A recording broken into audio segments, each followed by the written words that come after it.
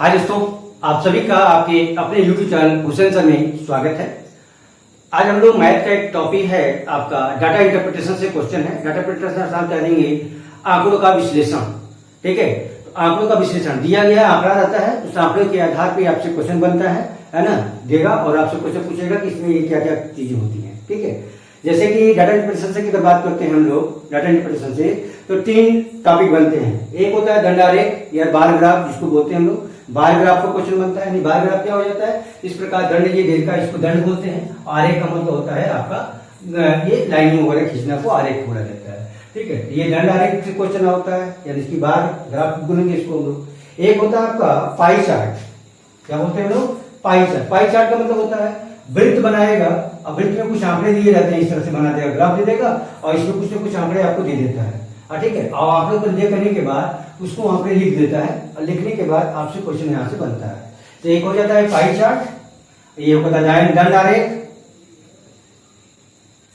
ठीक है, दो टॉपिक। तीसरा टॉपिक होता है आपका आयत बना देता है। ये भी आयत ही है अगर कहा जाए, जैसे कि अगर इसको एक एक आंकड़ा दे देगा तो आयत चित्र बनाता है, एक एक आयत का चित्र दे देता है नॉर्मल। ये मैंने डबल बना दिया है, यहाँ पे डबल चीजें हैं आपके। ठीक है, तो आयत का ही आयत होता है, एक आयत ग्राफ देता है, आयत चित्र, है ना।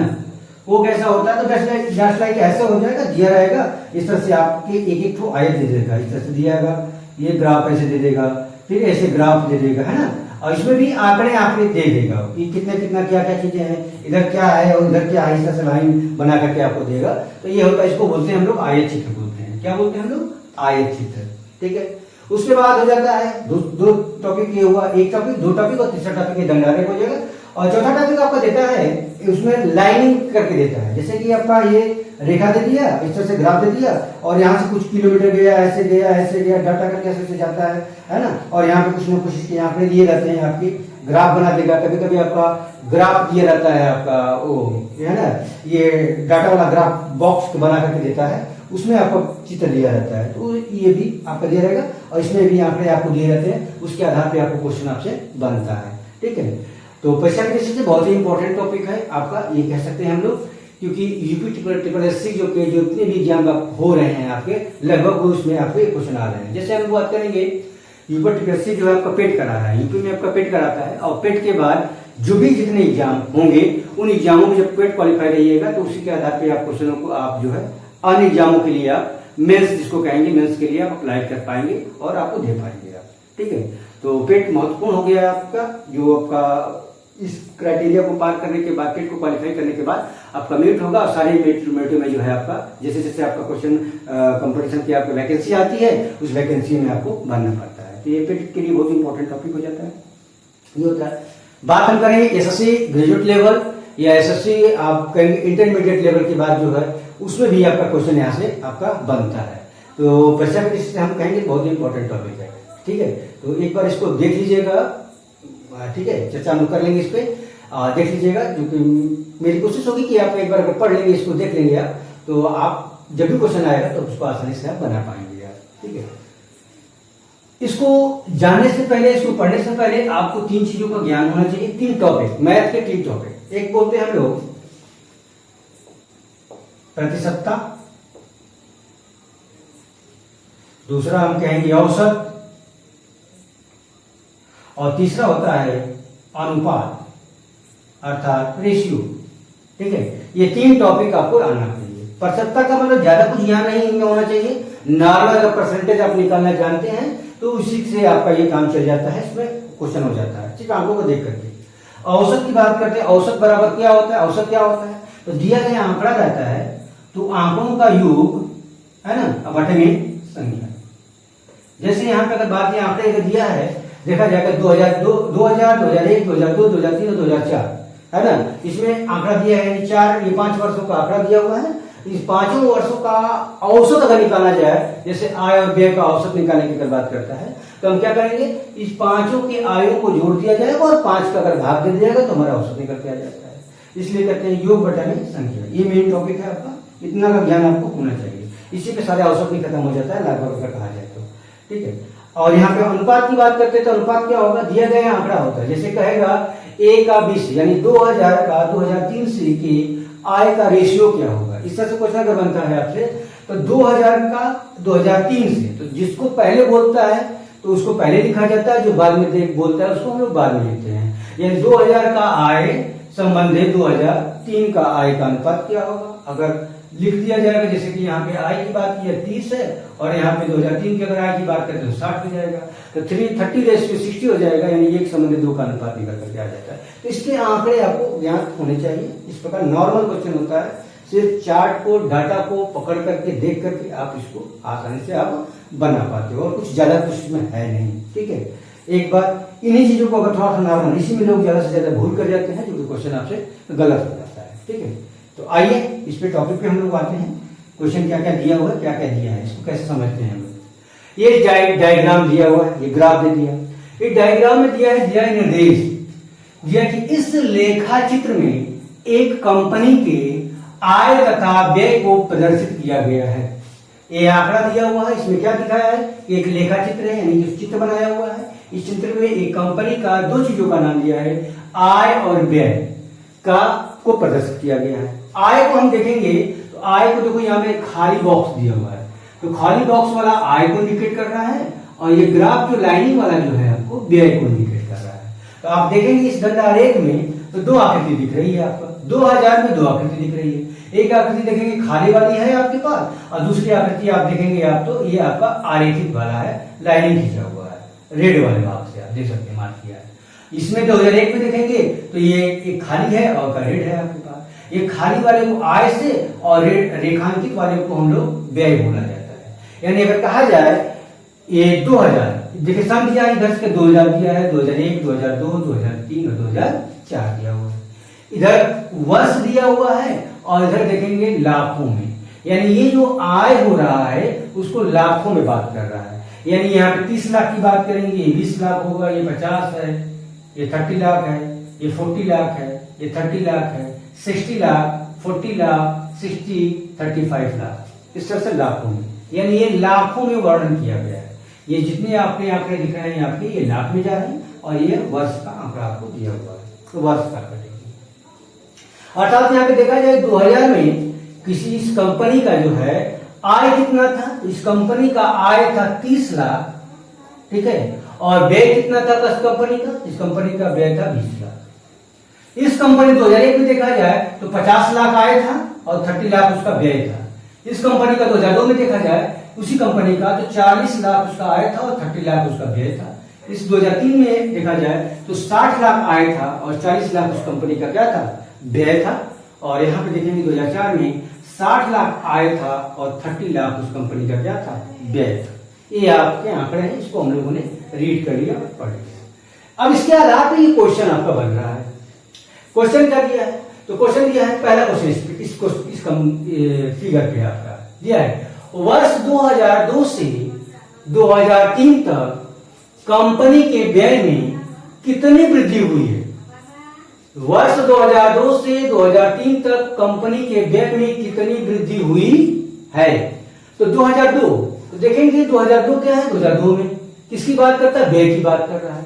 तो सन 2002 में व्यय कितना था, तो अब देखेंगे व्यय था आपका 30 लाख, 2002 में व्यय कितना था, तो 30 लाख, ठीक है। अब कहता है 2002 और 2003 में कंपनी में व्यय कितना था, तो 2003 में कंपनी में देखेंगे आप तो 40 लाख दिया हुआ है। कितना दिया है, 2003 में व्यय दिया है आपका 40 लाख। क्या पूछा है, तो कहता कितनी वृद्धि हुई है। तो वृद्धि की जब बात करते हैं इन दोनों का अंतर निकालेंगे आप, तो 30 और 40 का अंतर देखेंगे तो यहां पर हो जाएगा 10 लाख वृद्धि।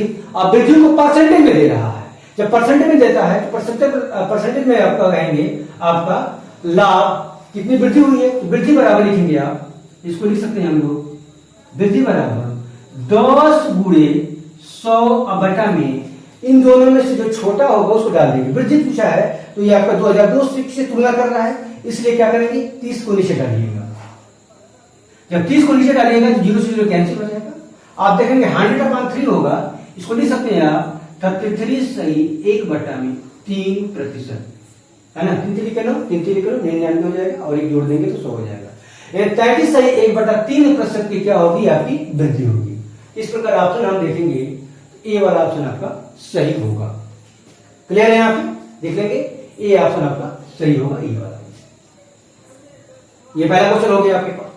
दूसरा क्वेश्चन देखते हैं, इसको मिटा दूं क्योंकि यहीं पे करना है हम लोगों को। इसके शॉर्ट लेना चाहे तो ले सकते हैं आप, पहले वाले का। दूसरा देखेंगे आप, दूसरा क्वेश्चन क्या कहता है, वर्ष 2002 में कंपनी की आय उसके किस वर्ष के व्यय के बराबर है? तो कहता है कंपनी 2002 में कंपनी की आय क्या थी?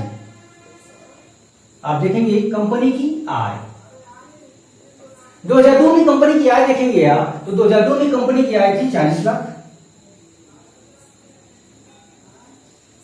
40 लाख आय थी, और उसके किस वर्ष के व्यय के बराबर है?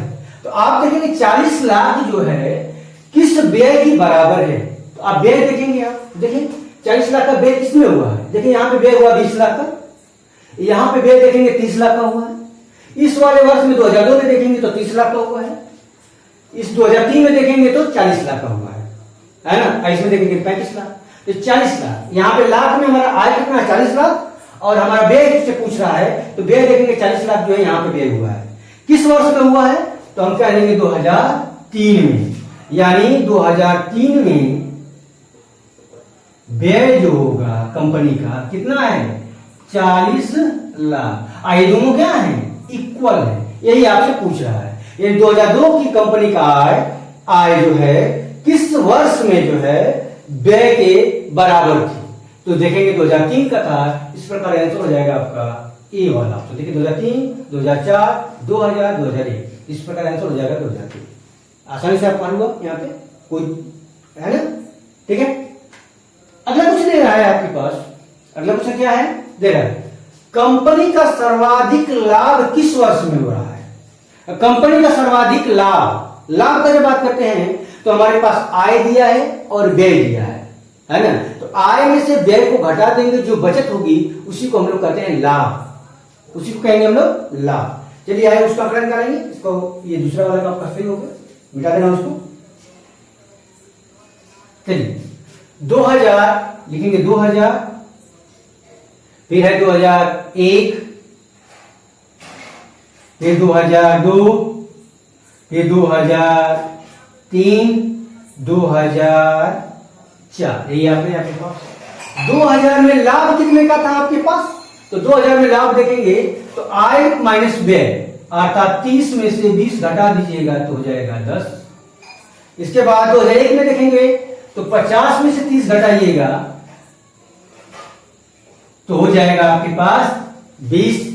उसके बाद 2002 में देखेंगे आप तो 40 में से 30 घटाइएगा तो हो जाएगा 10। उसके बाद देखेंगे 2003 का क्या है? 60 में से 40 घटाइए, 60 माइनस 40 बराबर 20। उसके बाद देखेंगे 2004 की घटना क्या है? तो 60 में से 60 आय में से आप क्या घटाना है? 35 को घटा दीजिए आप। तो इस प्रकार कितना आएगा यहाँ पे? तो आप देख सकते हैं 5, और यहाँ पे आएगा आपके पास 5 में से 3 जाएगा तो आपके पास 2 आएगा 25। तो किस वर्ष सबसे ज्यादा कहा जाएगा इसमें? लाभ किसे? कंपनी का सर्वाधिक लाभ किस वर्ष में होगा? तो कंपनी का सर्वाधिक लाभ आप देखेंगे तो 10, 10, 10, 20 होगा, तो यहाँ पे देखेंगे 25 आपका निकल जा रहा है। 25 किस वर्ष की बात कर रहा है? तो 2004 में। तो कंपनी का सर्वाधिक लाभ जो है आपका 2004 में हुआ है। यहाँ पे इतना कंफ्यूजन करने की जरूरत नहीं है, आप यहीं से खाली अंतर इसका निकालते जाइएगा। 30 में से 20 घटा दीजिए, लिख लीजिएगा। 50 में 30 घटा दीजिए, लिख लेंगे। 40 में से 30 घटा करके आप लिख लेंगे। 60 और 40 का अंतर लिख लेंगे आप, और 60 और 35 का अंतर आप लिख लेंगे। इस प्रकार आप आसानी निकालेंगे। जैसे कि यहाँ पे देखेंगे 30 और 20 का अंतर यहाँ पे देखा जाएगा 10 आ गया। 50 और 30 का अंतर देखेंगे 20 है, अब 20 को लेके आगे चलिए आप। 40 और 30 का अंतर यहाँ पे 10 है, अभी भी ये ज्यादा दिख रहा है। इसके बाद देखेंगे आप 60-40 का अंतर 20 है, यहाँ पे दोनों बराबर दिख रहा है। अब यहाँ पे देखेंगे 60 और 35 का अंतर आप देखेंगे आप यहाँ पे 25 हो जाता है। इस प्रकार सबसे ज्यादा आंकड़ा यहाँ पे 25 है। ओरली मौखिक रूप में आसानी से उसको आप हल कर पाएंगे। ठीक है, तो 2004 आप आसानी से इसको कर सकते हैं। हम लोग 2004 में जो है कंपनी का सर्वाधिक लाभ था। ठीक है, आइए अगले क्वेश्चन को हम लोग इसी के आधारित दो क्वेश्चन और है उसको हम लोग बनाते हैं, ठीक है।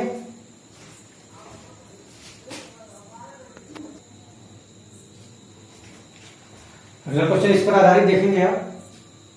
अगला क्वेश्चन ये है, वर्ष 2001 तथा 2002 के बीच लाभ का अंतर कितना है। अगर 2001 में पूछ रहा है 2001 का लाभ और 2002 में जो लाभ था उन दोनों लाभों का अंतर कितना था। तो हम लिखेंगे आप सन 2001 में कंपनी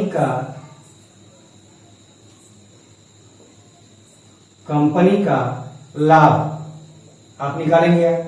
तो क्या होगा, लाभ बराबर हम लिखा था आय माइनस व्यय। आय माइनस व्यय, लाभ 2001 में क्या है, 2001 है। आय कितना है, 50 का, तो 50 माइनस 30 लाख घटा देंगे तो आएगा 20 लाख, है ना। 2001 अब किससे तुलना किया है, 2002, तो लिखेंगे 2002 में कंपनी का लाभ कितना हो जाएगा। तो आप देख सकते हैं कल से 2 में की बात करें, 2002 ये है आपके पास, 40 में से 30 घट जाएगा आपके पास, तो लिख सकते हैं 40 माइनस 30 बराबर 10 लाख, ये आया आपके पास, ठीक है। आप क्या करिएगा, आप कहते हैं कि इनके 2001 तथा 2002 के बीच लाभ का अंतर कितना है। तो 2001 में लाभ आपका 20 लाख और 2002 में लाभ आपका 10 लाख हुआ। इनके बीच का अंतर पूछ रहा है, क्या करिएगा, बड़े में से छोटे को घटा दीजिएगा। 20 में से 10 घटाएंगे तो हो जाएगा आपका पास 10 लाख। इस प्रकार ऑप्शन कौन सा होगा आपके पास, 10 लाख। सी वाला ऑप्शन आपका सही होगा, ठीक है। देखिए 25 लाख शून्य दिया है, 10 लाख और यहाँ पे 20 लाख दिया है, तो आंसर होगा आपके पास सी ऑप्शन आपका 10 लाख आपका होगा। करना क्या था, ज्यादा कुछ नहीं करना था। अगर हिसाब को देखा जाए तो कुछ नहीं, 2001 में कितना लाभ था, तो 2001 देखेंगे तो यहाँ 50 और 30 का अंतर 20 हो जाएगा। फिर 2002 की बात कर रहा है तो यहाँ देखेंगे 40 और 30 का अंतर यहीं पे निकालेंगे आप, 10 हो जाएगा, और 20 और 10 का अंतर निकालेंगे तो 10 लाख आ जाएगा। इतना लिखने की जरूरत नहीं है। अगर कॉन्सेप्ट क्लियर है, अगर आप सब कुछ समझ रहे हैं तो गलती से कुछ नहीं है, डायरेक्ट बस यहीं पे यहाँ पे आप लीजिए और वहीं से आप हल कर लीजिएगा, बहुत जल्दी आपका आसानी से हल हो जाता है, ठीक है। आइए अगला क्वेश्चन देखेंगे। 5वां क्वेश्चन क्या कह रहा है आपके पास, 5वां, इसको मिटा देना था हम, चलिए मिटा दें, ठीक है, स्क्रीनशॉट ले लेंगे इसका। आप देखेंगे 5वां क्वेश्चन कह रहा है, वे वर्ष संख्या में कितने हैं, वे वर्ष यानी वर्षों की संख्या कितनी है जिसमें कंपनी की आय उसकी औसत आय से अधिक रही है। कंपनी की आय जो है उसकी औसत आय से अधिक रही है। तो सबसे पहले क्या करेंगे हम, सारी ये 5 कंपनियां हैं, कंपनी का 5 वर्षों का हम लोग औसत निकालेंगे यहाँ। तो निकालिए आप, कंपनी का औसत बराबर 5, एक ही कंपनी है, 5 वर्षों का कंपनी का औसत बराबर कितना होगा। तो कंपनी का आय लिखेंगे पहले वर्ष में 30, लिख दे रहा हूं, यहां पे 50 प्लस 40 प्लस यहां पे 60 मिला लीजिएगा, इसके बाद फिर 60 हो गया। कितने वर्ष हुए, पहले का 30, 50, 40, 60 और 60, ये आए आपके पास 1, 2, 3, 4 और 5, इसलिए 5 का क्या करेंगे यहाँ पे भाग दे देंगे। इसको जोड़िए थोड़ा सा, कितना आ रहा है आपके पास, तो जोड़ेंगे हम लोग, आ रहा है 30, यहाँ पे 0 कर लीजिएगा, ठीक है। अब जोड़िए 5, 3, 8, 8, 4, 12, 12, 6, 18, 18 में 6 जोड़ेंगे, 8, 6, 14 अर्थात 24, 240, ठीक है। अब बटा में क्या है 5, क्या करिएगा 5 का भाग दीजिएगा, 5 को 20 और 5 8 40, यानी आया 48 लाख। औसत कितना आया 48 लाख। क्या बोला है, तो वे वर्ष संख्या में कितने हैं, यानी वर्षों की संख्या कितनी है जिसमें कंपनी का आय उसकी औसत आय से अधिक है। अब हमको यह देखना है कि किस किस कंपनी में जो है 48 लाख से अधिक उसकी औसत आय है। 48 लाख से किसकी आय, कितनी कंपनियों का आय जो है 48 लाख से ज्यादा है, यही आपसे है ना, यही पूछा है। ठीक है, तो गांव देखिए 48 से ज्यादा कहाँ है, तो देखिए 30 है, ये तो हो नहीं सकता। अब यहाँ पे देखेंगे आप 2001 में जो आय है 48 से ज्यादा है, अर्थात 2001 एक वर्ष हो गया। उसके बाद 48 से ज्यादा कहाँ है, तो यहाँ पे देखिए 40 दिया है और यहाँ पे देखिए 60 है, तो 60 है अर्थात 2003 हो जाएगा। ठीक है, उसके बाद देखेंगे आप 2004 में कितना है आपके पास, 60 है आपके पास, 2004। इस प्रकार वर्षों की संख्या कितने वर्षों की संख्या को देखा जाए यहाँ पे 2001 में आपने देखा क्या था, 50 था। 2003 में देखा आपने कितना था, 60 था। और 2004 में देखेगा आपने 60 था। तो ये 60 जो है इस 48 से अगर तुलना की जाए तो ज्यादा है आपके पास। तो कितने वर्षों में है, तो 3 वर्षों में। इस प्रकार वर्षों की संख्या आएगी 3। क्या किया है ऑप्शन में, 3, 4, 1 और 2। इस प्रकार आंसर होगा आपका ये वाला 3 आपका आंसर सही होगा। आई होप आप लोग को ये कॉन्सेप्ट, आपको ये फिगर, डाटा ग्राफ जो है आपका समझ में आपको आया होगा। आशा करता हूं आपका एक बार फिर कोई वीडियो को आप देख लीजिएगा, है ना। अगर आप फिर से बोलेंगे कि काट और क्वेश्चन आने के लिए आपको, तो मैं कोशिश करूंगा। अगर इससे कॉन्सेप्ट अगर समझ में आ गया तो समझ लीजिए जब भी क्वेश्चन अगर आपका आएगा तो आप आसानी से उसको बना पाएंगे। कोशिश करिएगा, प्रैक्टिस करेंगे, कोई और क्वेश्चनों को लीजिएगा, क्वेश्चनों को लेकर के आप अपने से बनाने की कोशिश करिएगा। मैं आशा करता हूं कि आप उसको आसानी से आप उसको बना पाएंगे। ठीक है, तो पूरा वीडियो देखने के लिए आपका बहुत बहुत धन्यवाद। ठीक है, और अगर अच्छा लगा होगा तो प्लीज लाइक शेयर सब्सक्राइब करिएगा, है ना। और अपने दोस्तों में ज्यादा से ज्यादा शेयर करिएगा और इस चैनल को जो है आगे आप बढ़ाने की कोशिश करिएगा। Thank you so much. जय हिंद।